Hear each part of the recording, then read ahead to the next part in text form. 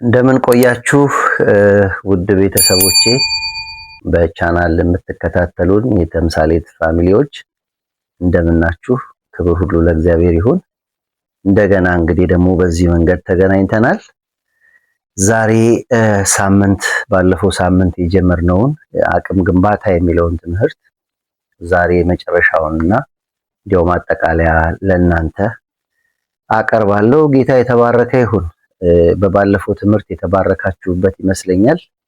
እንግዲህ በዚህ ዘመን ስንኖር አቅማችንን ገንብተን መኖር እንዳለብን በውስጣዊ ማንነታችንም በውጫዊ ማንነታችንም ገንብተን መኖር እንዳለብን አይተናል። እንግዲህ ዛሬ ከእግዚአብሔር ቃል አንድ ስፍራ በማንበብ እንጀምራለን። የእግዚአብሔር ቃል በኤፌሶን መጽሐፍ ምዕራፍ 3 ቁጥር 14 ጀምሮ ያለውን አነብና አብረን እንካፈላለን። እንደዚህ ይላል።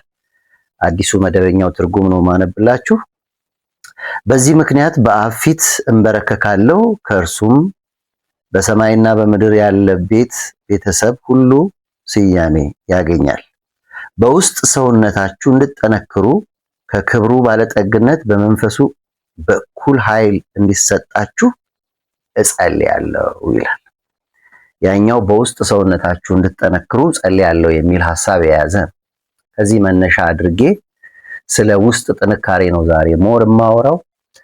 እንግዲህ ባለፈው ሳምንት እንደተነጋገርነው ሰዎች በምድር ላይ ሲኖሩ በውስጣዊ ግንባታም በውጫዊ ግንባታም አቅማችንን አደራጅተን መኖር እንዳለብን አይተናል።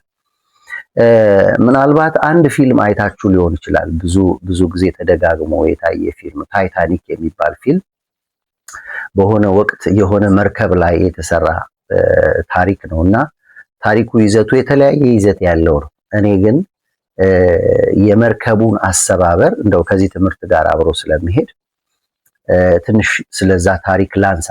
እንግዲህ በወቅቱ የነበረው የታይታኒክ መርከብ የሰጠመበት ትልቁ ምክንያት ከበረዶ ግግር ጋር ተጋጭቶ ነው። ያ የበረዶ ግግር ሳይንሳዊ እንትኑን ስትመለከቱት በውስጡ ወደ 90% የሚሆን በውስጡ ጠንካራ አቅም ያለው ከላይ ግን 10% ብቻ ያለችው ናትና እንግዲህ ይሄንን ያነሳውላችሁ ምንድነው ያ የበረዶ ግግር ከላይ ያለው 10% ቢሆንም 90% ግን ውስጥ ተደራጅቶ ጠንክሮ ስለነበር ያንን የሚያክል ግዙፍ መርከብ ያንን የሚያክል ቴክኖሎጂ እንግዲህ ከዛ ቴክኖሎጂ ጋር በተወሰነ መንገድ ተጋጭቶ የውጩ 10% ያንን የሚያክል ሰብሮ ጥሏል። ይሄን ታሪክ የማነሳላችሁ ለምንድን ነው? እንግዲህ እኛም ውስጣችን በጠነከረ ቁጥር በውስጥ ማንነታችን እያደግን በመጣን ቁጥር በውጪ የሚመጣውን ተጽዕኖ እንዴት ተቋቁመን እኛን ሊሰብረን የሚመጣ ተሰብሮ እንደሚሄድ ከዚህ ታሪክ ለማየት እንሞክራለን። እንግዲህ ፊልሙን ታውቁታላችሁና ያ የበረዶ ግግር ውጫዊ ማንነትም አለው ውስጣዊ ማንነትም አለው። ውስጡ ግን የበለጠ ጠንካራ ነበር። በምስልም ሰርች ብታረጉት ታገኙታላችሁ። አቅምን ከመገንባት አንጻር በውጫዊ ማንነታችን ላይ ከሰው ሁሉ ጋር በሰላም መኖር የሚል ሐሳብ አንስተናል። እድልን መጠቀም የሚል ሐሳብ አንስተናል። አገልጋይነት የሚል ሐሳብ አንስተናል። ዘመንን ማወቅ የሚል ሐሳብ በባለፈው ሳምንት አንስተናል። ዛሬ ውስጣዊ አቅም ግንባታ ላይ ትንሽ እናወራለን። ውስጣዊ አቅም ግንባታ ምንድነው? ሰው በውስጡ በልቡ ሲጠነክር ሲበረታ፣ ጳውሎስም እጸልያለሁ ያለው በውስጥ ሰውነታችሁ እንድትጠነክሩ ነው። ከውስጥ የሚመጣ ጥንካሬ ለውጩ ተጽዕኖ በጣም ነው የሚያደርገው። ህይወት በዚህ ምድር ላይ ስንኖር ጉዞ የተለያየ አይነት ነው። የተለያየ ስራ ነው የምንሰራው፣ የተለያየ አገልግሎት ነው የምናገለግለው፣ የተለያየ ተግባር ስናረግ ነው የምንውለው። በዚህ ምድር ላይ ስንኖር ብዙ አይነት ነገር ውስጥ ነው የምናሳልፈው። ነገር ግን በዚህ ምድር ላይ ስንኖር ማድረግ ያለብን አንድ ፖይንት አለ። ይሄ የምንኖርበት የምድር ዘመን የምድር ጊዜ እንደሚያበቃ እያሰብን መኖር አለብን። ቀኑ መጨረሻ አለው። በመጨረሻው ደሞዝ አለ። መጽሐፍ ቅዱስ ሲናገር ምን ይላል? ታገኙ ዘንድ ሩጡ ይላል። ቆሮንቶስ ላይ ሄደን ስናነብ። ስለዚህ በምድር ላይ ስንሮጥ፣ በምድር ላይ ስንመላለስ ለማግኘት መሮጥ አለብን። ለማግኘት የሚሮጥ ሰው ከፋዩን እያሰበ መቼም ደሞዝ አለ ብለናል። ከፋዩን እያሰበ መኖር አለበት። በትዕግስትና በጽናት መሮጥ አለበት። እስከ መጨረሻ ድረስ በመሄድ መሮጥ አለበት።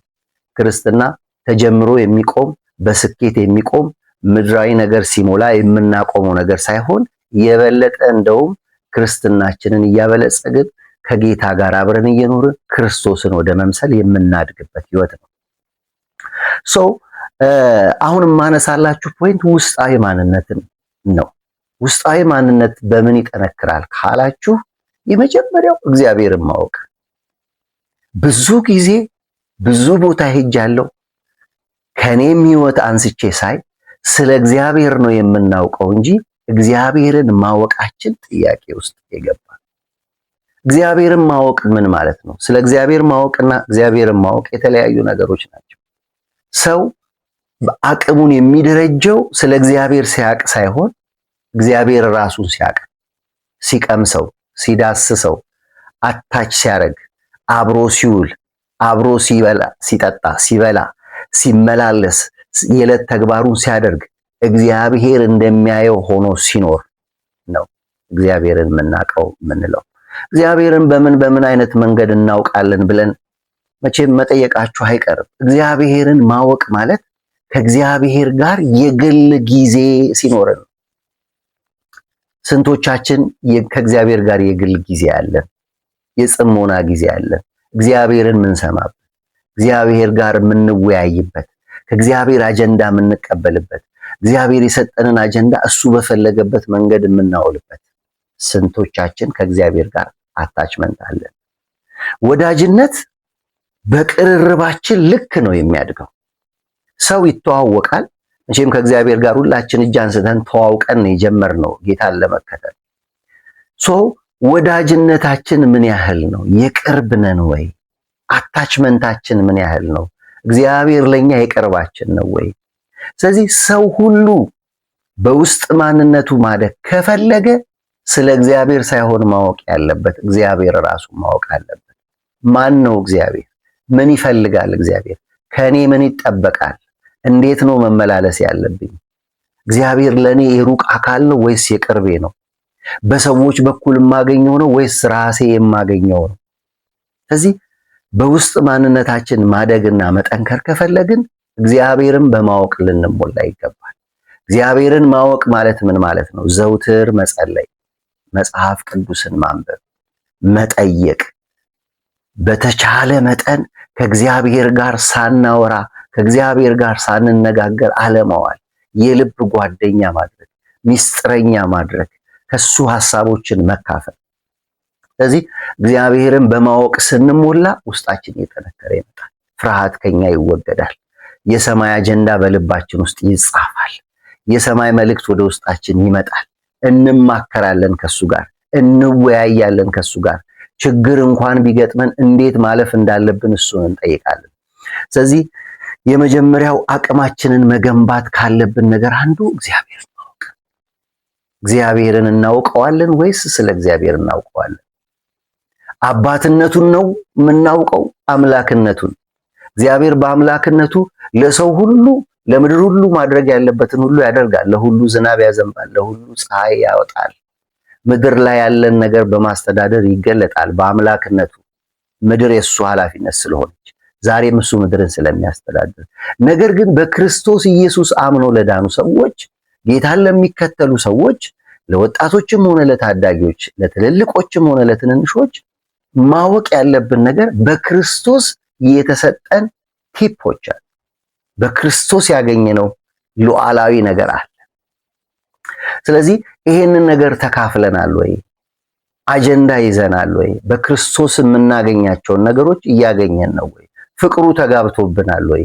ይቅርታው ተጋብቶብናል ወይ? አንድነቱ ተጋብቶብናል ወይ? ለስራ ለአገልግሎት ያለን ተነሳሽነት ተጋብቶብናል ወይ? እግዚአብሔርን ማወቅ ማለት እሱ ነው። እዚህ አውቀነው እንከተል ዘንድ መጽሐፍ ቅዱስ ይሄን ያዘናል። እዚህ አቅማችንን በምን መደርጀት አለብን? በውስጣዊ ማንነታችን እግዚአብሔርን በማወቅ ልንሞላ ይገባል። ስለ ቃሉ፣ ስለ ጸሎት፣ ስለ ቅዱሳን ህብረት በምናደርጋቸው መንፈሳዊ አክቲቪቲዎች ሁሉ ውስጣችንን መደርጀት ያስፈልጋል። ቃሉና ጸሎቱ ሁልጊዜ ከኛ መለየት የለበትም። የእግዚአብሔር ቃል ሕይወት ሁል ጊዜ ሊነበብ ይገባል። የሕይወት እንጀራ ነው። ሊከፈት ይገባል። ሁል ጊዜ ልንጸልይ ይገባል። የእግዚአብሔርን ቃል ስናነብ ማድረግ ያለብን ጥንቃቄ አንዱ ሰዎች የራሳቸውን አመለካከት ይዘው የእግዚአብሔርን ቃል ያነባሉ። በአመለካከታቸው እየቃኙ ነው የሚሄደው። ነገር ግን የእግዚአብሔር ቃል በእኛ አመለካከት የሚነበብ ሳይሆን ከውስጥ ወደ ውጭ የሚነበብ መጽሐፍ ቅዱስ የሚለውን ነው የምንቀበለው፣ የሚለውን ነው የምናምነው፣ የሚለውን ነው የምንኖረው። የእግዚአብሔር ቃል ያለንን ነገር በምንም አይነት ነገር በርዘን መቀበል የለብንም። እግዚአብሔርን ማወቅ ማለት እሱ ነው። የእግዚአብሔርን ሐሳብ እዚህ ውስጥ ያለውን መቀበል፣ አምኖ መቀበል። ይሄ መጽሐፍ ቅዱስ የኛ ታሪክ አይደለም። ብዙ ከኛ በፊት የነበሩ የአባቶች ታሪክ ነው። የእስራኤል ታሪክ ነው። የነ ጳውሎስ ታሪክ ነው። በመጽሐፍ ቅዱስ ውስጥ ያሉ ሰዎች ታሪክ ነው። ለኛ ግን ለትምህርታችን ተቀምጦልናል። እንዳንወድቅ፣ እንዳንስት፣ መስመር እንዳንስት፣ አልፈን እንዳንሄድ፣ እንዴት ማገልገል እንዳለብን፣ እንዴት መኖር እንዳለብን፣ እንዴት ማምለክ፣ እንዴት ማገልገል እንዳለብን፣ እንዴት መስራት እንዳለብን፣ በምድር ላይ ስንኖር ምን አይነት ህይወት መኖር እንዳለብን የሚያሳየን እግዚአብሔር ቃል። ለእግዚአብሔር ቃል ትኩረት እንስጥ። ወደ እግዚአብሔር ቃል እንመለስ። በቤተ ክርስቲያናችን ባለንበት መጽሐፍ ቅዱስን እናጥና። በግላችን እናጥና። እየሄድን የእግዚአብሔርን ቃል እንስማ። እንደዚህ አጋጣሚ አግኝተን ደግሞ በሚዲያም ጤናማ ወንጌል ስንሰማ እንስማ፣ እንከታተል፣ እንኑረው። ሌላው ጸሎት ነው። የጸሎት ይዘት የተቀየረበት ዘመን ነው። ሰው ከእግዚአብሔር የሆነ ነገር ለመቀበል ነው የሚጸልየው። እግዚአብሔርን የሚያውቅ ሰው ስለ ስጦታ ሊጸልይ ይችላል፣ ግን ስጦታውን እያሰበ ሳይሆን ሰጪውን እያሰበ። ጸሎት የእግዚአብሔርን ሐሳብ የምናስቀይርበት መንገድ ሳይሆን ከእግዚአብሔር ጋር እንዴት መስራት እንዳለብን እግዚአብሔር የሚያሳየን መንገድ ነው። የእግዚአብሔርን ሐሳብ ፈጽመን በጸሎት ማስቀየር አንችልም። የፈለገ ብንጾም ብንጸልይ ማለት እግዚአብሔር የሚሰማ አምላክ ነው። ፊቱን እንፈልግ። በጾም በጸሎት ፊቱን እንውደቅ። ፊቱን እንፈልግ። በግላችን ጊዜ ይኑረን። ከቅዱሳን ጋር አብረን እንጸልይ። ጸሎት ቁልፍ ነገር። እነዚህ ሁለቱ ነገሮች አቅማችንን ለመገንባት በአዲስ ኪዳን ላለን ክርስቲያኖች በጣም ቁልፍ ነገር። ጸሎት ሕይወት ነው፣ እስትንፋስ ነው። በመንፈሳዊ ዓለም ላይ የምንተነፍስበት ኦክሲጅናችን ነው ጸሎት። ለሚያስፈልገን ማንኛውም ጉዳይ አምላካችን ፊት የምንቀርብበት ድልድያችን። ለዚህ ነው አባ አባ ብለን የምንጮህበትን የልጅነትን መንፈስ የተቀበለ በሮሜ 8 ላይ እንደምናየው። ስለዚህ ሰው በውስጥ ማንነቱ እንዴት መጠንከር ይችላል? እንዴት ውስጣዊ ማንነቱን መገንባት ይችላል? የእግዚአብሔርን ቃል በማጥናት ዘውትር በመጸለይ። የሚጸልይ ሰው እያደገ ይመጣል። የእግዚአብሔርን ቃል የሚያነብ ሰው እያደገ ይመጣል። ስለዚህ ወዳጆቼ ይሄንን ቻናል የምትሰሙ አብረን የምንካፈሉላችን በጸሎት የእግዚአብሔርን ፊት እንፈልግ። ውስጣችን ይጠነክራል። የእግዚአብሔርን ቃል ዘውትር እናንብብ።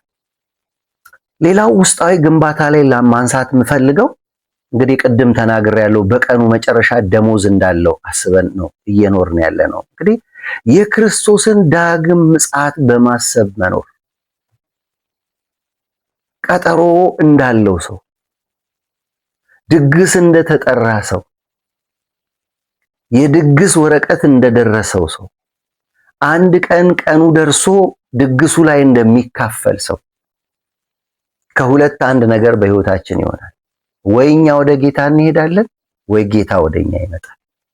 ከሁለት አንድ ይሆናል። እኛ እስክንሄድ ወይ እሱ ወደኛ እስኪመጣ ድረስ ከልባችን፣ ከህይወታችን፣ ከአእምሯችን ፈጽሞ ልናጣው የማይገባ ነገር አንዱ የክርስቶስ ዳግም ምጽአትን በማሰብ መኖር።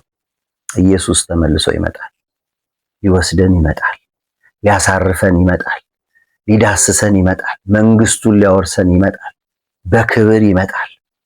ስለዚህ የህይወታችን ማዕከል ክርስቶስ ሊሆን ይገባል፣ ምጽአቱ ሊሆን ይገባል። ከመጽሐፍ ቅዱስ ውስጥ ቁልፍ ከሚባሉ ሐሳቦች በዋናነት በተለይ ለአዲስ ኪዳን ክርስቲያኖች በዋናነት ልንይዘው የሚገባው ነገር አንዱ የኢየሱስ ዳግም መመለስ። ሲመለስ ሙሽራው ሙሽሪትን ሊወስድ ነው የሚመጣው። ምን እያደረግን ነው? እንዴት እየኖርን ነው? ከማን ጋር ነው የምንውለው? የምንከታተላቸው ነገሮች ወደዚህ መንግስት ሊያስገቡ የሚያዘጋጁን ነገሮች ናቸው። የምንሰማቸው ነገሮች፣ የምንታነጽበት መንገድ፣ የምንሄድበት መንገድ እያየነው ነው ወይ የምንኖረው?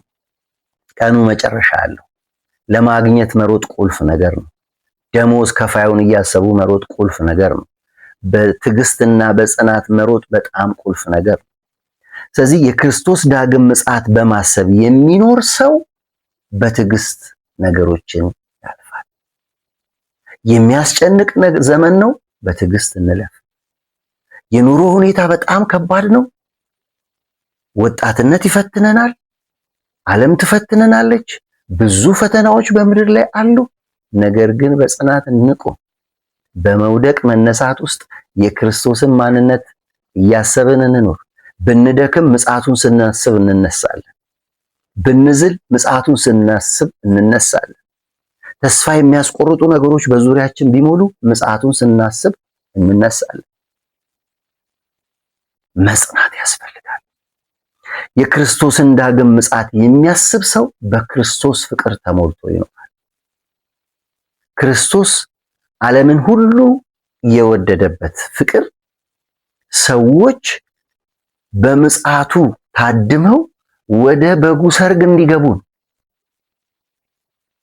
ቸርነቱን በማሰብ ፍቅሩን በማሰብ የሰጠንን ሕይወት በማሰብ ይሄን እያደረግን እስከ ዳግም ምጽአት ድረስ ጸንተን መኖር እንዳለብን ተስፋ አደርጋለሁ። ታዲያ በምድር ላይ ስንኖር በውስጣዊ ግንባታችን እነዚህ ሶስት ነገሮች በጣም ቁልፍ ከሆኑ በጣም ብዙ ማንሳት የምንችላቸው ነገሮች ሊኖሩ ይችላሉ። ነገር ግን እንደ ዋናነት በጣም በውስጣዊ ማንነታችን ለማደግ የሚጠቅሙ ሶስት ቁልፍ ነገሮች ነው ያነሳውላችሁ። የክርስቶስን ዳግም ምጽአት በማሰብ የሚለው ሐሳብ በጣም ቁልፍ ጉዳይ ነው።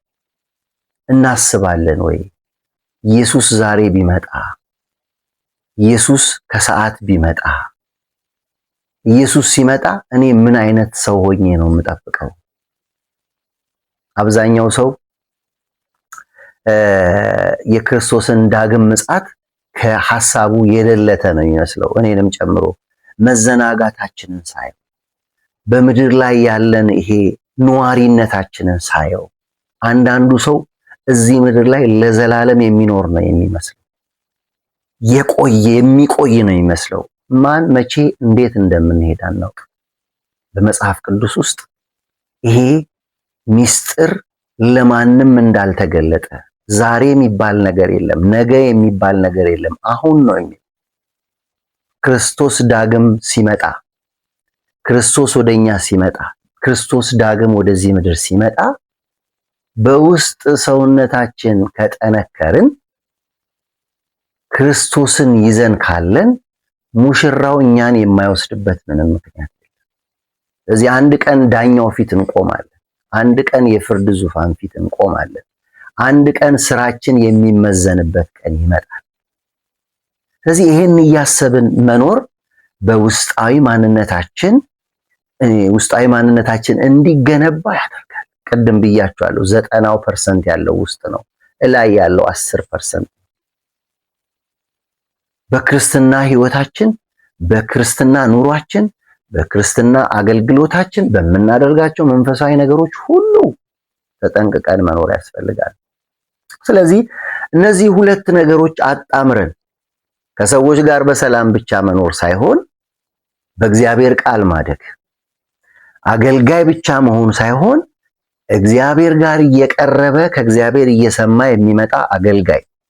እግዚአብሔር ጌታችን መድኃኒታችን ኢየሱስ ክርስቶስ በምድር ላይ ሲመላለስ ያገለግል እንደነበረ፣ ከአባቱ ጋር እንዴት ያወራ እንደነበረ ሁላችሁም ምስክር ናችሁ።